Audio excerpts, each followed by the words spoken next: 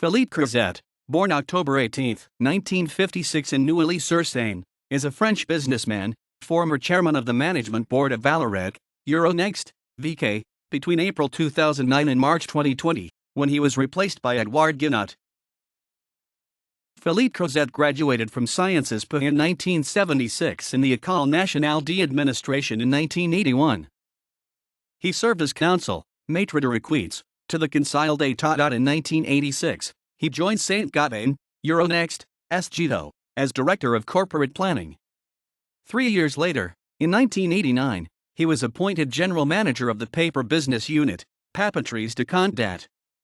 From 1992 to 1996, he was a General Delegate for Spain and Portugal, and then CEO of the Ceramics Division until 2000. He later served as Senior Vice President of the group in charge of finance, purchasing, and information systems. From 2005 to 2009, he served as Senior Vice President in charge of the building distribution sector. He is married to Sylvie Hubac, who has served as the Chief of Staff of President François Hollande since 2012. Philippe Crouzet is the founder and president of ARIS, an association specializing in professional reinsertion of socially impaired persons in the Île-de-France area. References